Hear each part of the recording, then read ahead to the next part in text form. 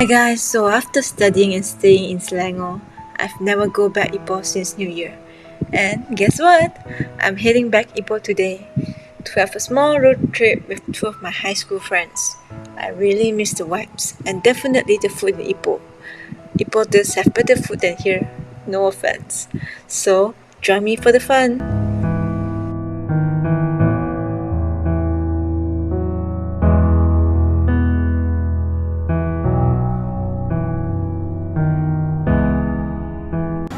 So apparently I've arrived Ipoh and I'm gonna meet up with my friends now. Hi guys! Hello. So this is Chong and Jen. Hi. They used to be my high school friends. Since I'm in Ipoh railway station now, so let's talk about some history. This railway station has more than 100 years of history, which was built in 1917. Ipoh used to mainly develop tin mines, as it needed transportation to do so. As a result, this train station was built. Do you guys know why Ipoh is called Ipoh? No, don't know. It's because of this tree. Pokok Ipoh. Pokok Ipoh are highly toxic and orang asli use it to hunt. There was once a big tree but it then fell off, so this is a newly planted one.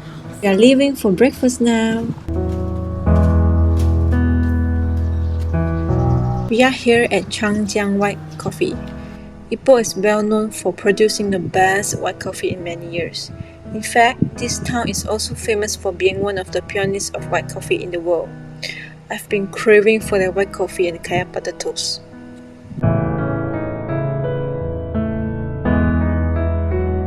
On the taste buds, the coffee was sweet from the milk with subtle underlying coffee bitterness.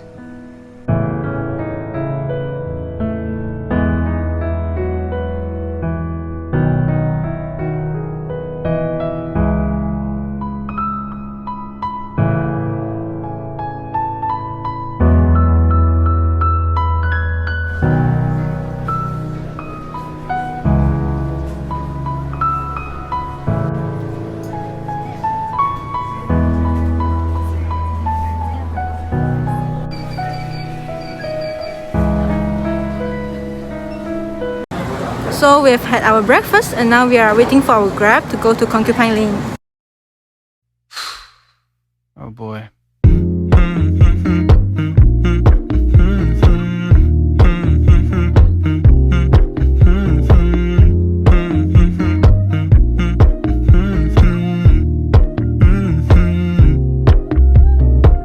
You know, I know you're making up the truth. Why can't I go before I lose my cool? I love you even if it's difficult. Don't worry just because I need to leave. Concubine Lane is one of the main points of interest in Ipoh. Every time this little gem is mentioned, people will be imagining a single street brimming with street peddlers and boutique cafes. Mr. Yao was a rich man in Ipoh. He helped the city government developing a new town in Ipoh, rumored that this belonged to him. After he bought this street, he gave it to his second wife, so it's called Second Wife Street, which is the Concubine Street. This street has a variety of stores selling souvenirs and snacks to munch with. But looking at them today, you'll never guess that these lanes previously housed opium and gambling dens too. I love the way you look me in the eyes when you joke up but can't apologize, 'cause you are too afraid to hurt your pride. We are now heading to visit Kong Heng Square. There are a few booths selling all sorts of knickknacks, crafted by local artisans and crafters. If I could look inside your brain, you know I would.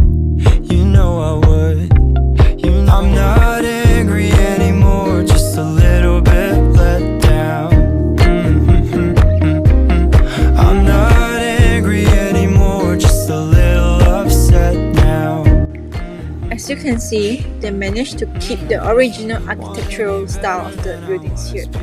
There's no news for the store signs as it will damage the old building. Not angry anymore, just a little bit let down.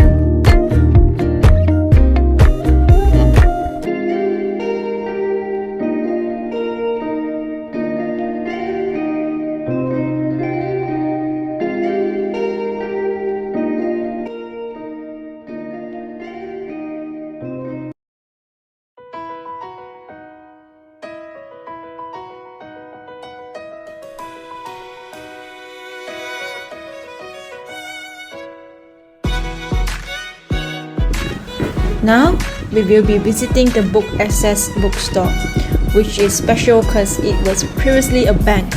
Hence, you can see the metal wheels and deposit cash boxes used as a part of the store interior decoration.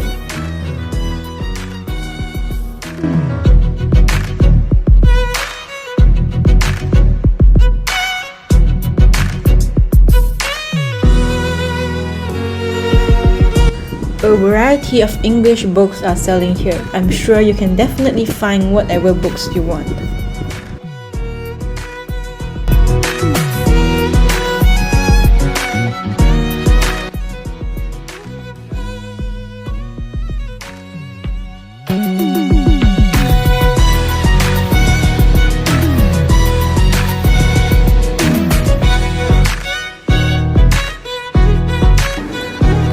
The bank is a ward and they eventually remained it.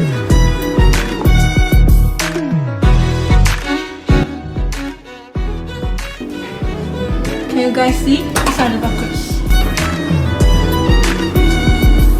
There's one here.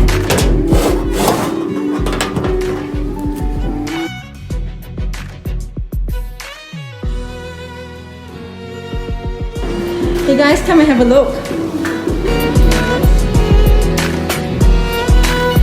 Can you all guess who is she? Yasmin Ahmad? Yes, she's a famous director. She has made a lot of good movies, although I've never seen one. And this is the only Yasmin Ahmad's museum in Malaysia. Why Ipoh? Many of her films were taken in Ipoh, and many Japanese purposely came here to visit this museum as they like Yasmin Ahmad so much. Yasmin's personal belongings and famous works, including advertisements and memorable films, can be seen here.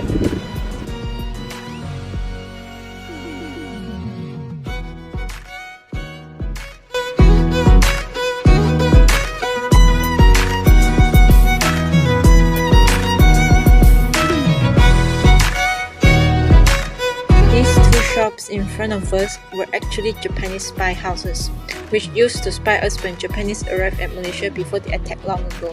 Spies were sent to collect information, so they stay here operating a photo studio, collect information while taking photos. This is the Birch Memorial Clock Tower. The clock tower was constructed to commemorate James W. Birch, the first British resident of state of Perak. The clock tower is located in a square with portrait, busts, and 4 panels illustrative of the growth of civilization. It has a mother bell and 4 smaller bells, which used to strike the chimes. You can still hear the bell when it strikes 12 noon until now.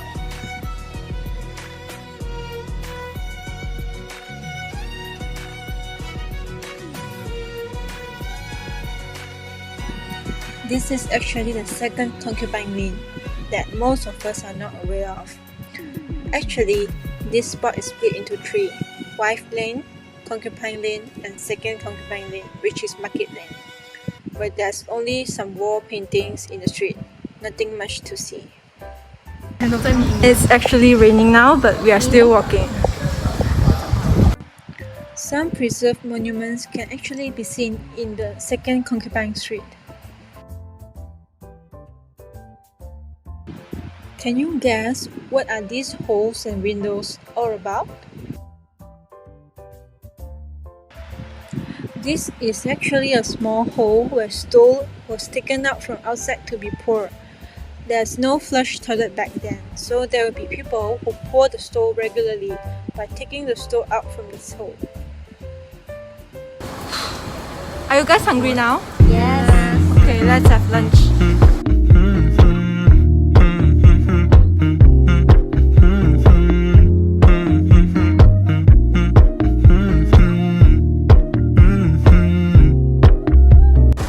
So we've now arrived to Chongqing, Boko Pasar.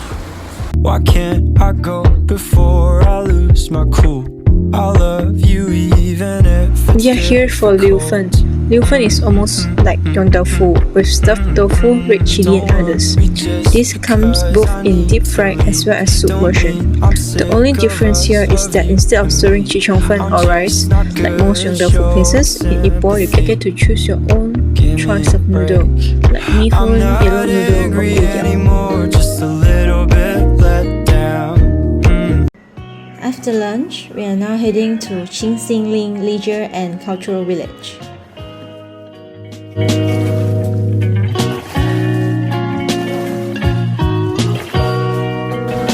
So we have arrived to Xing Lane. That way. This way. Yeah, so it's actually raining since 2 o'clock, but it's okay, we can deal with it. We can buy our tickets on the spot. Xing Lane means serene hill in Mandarin, natural area combining cultural and art displays with recreational activities such as hikes and biking.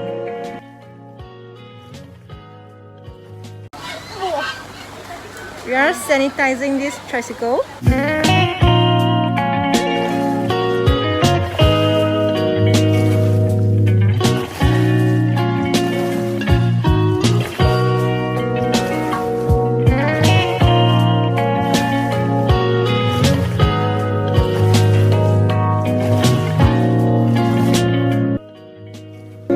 We are now exploring the park by cycling. It's a fun way to cover more ground in the park. We can ride around the park on a trishaw or bicycle. There are the normal single bicycles, tandem bikes, as well as family bicycles. As you can see, the view here is indeed stunning, with a lake and limestone hills all around. We are now climbing up the stairs to get to the memory lane.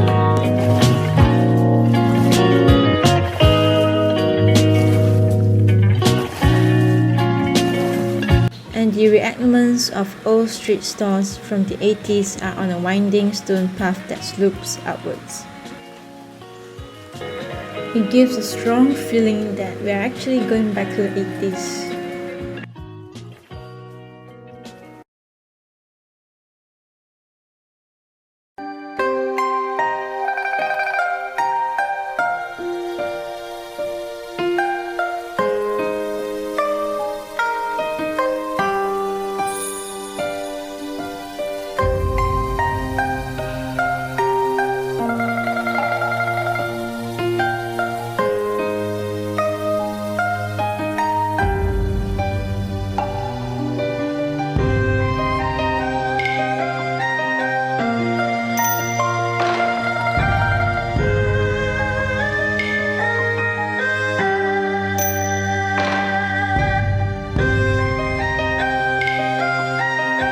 If you grew up in Malaysia, you confirm have lots of fond memories of getting ice cream from the ice cream man.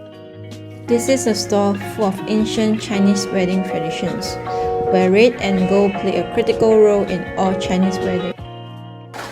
My grandma actually has one of these and it's still in her house. This is a soybean milk stone mill used for grinding and mix fresh soy milk in the past.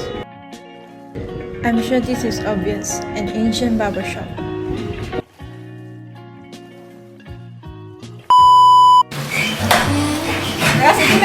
Tôi bán lừa với một thân bị ta. Ủa? Có được không? Ayam啲咩嗰度嗌啊？好。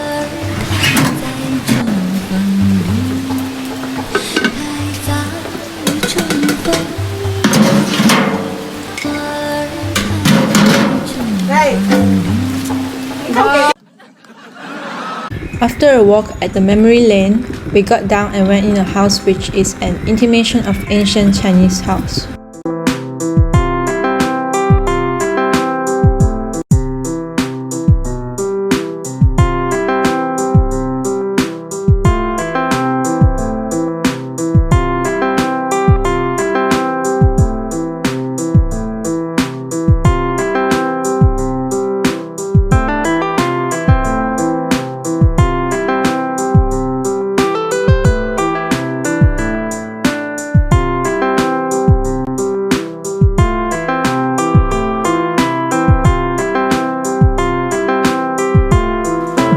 Street board is often seen in villages of Chinese families in Malaysia. Two Chinese characters are usually written. These are known as the hall names. Hall name is a symbol of family and clan.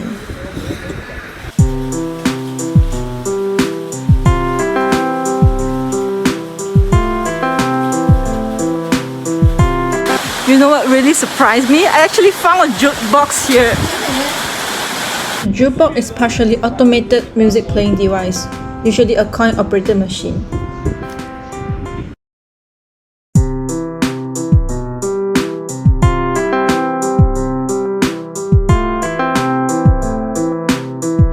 Before leaving, we toss our red ribbons up into the wishing tree with hope that it will stick and wishes will come true for good fortune in the coming year.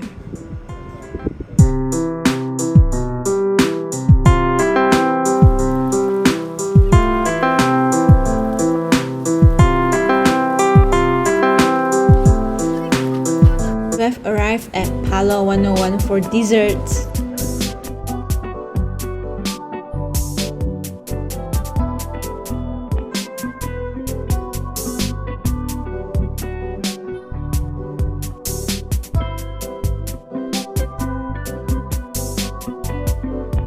We ordered mango grass jelly and soy milk taro balls.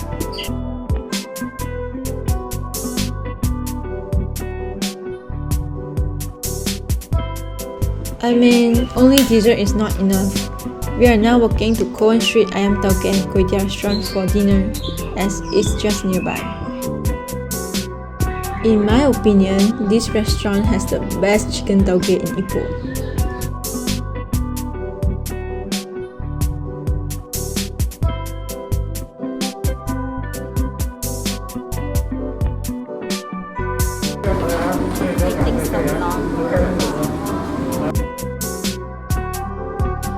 The broth is the tastiest that I ever had. Chicken is done beautifully, not overdone, still smooth in texture. Bean sprout blanch served with soy sauce and lots of pepper powder.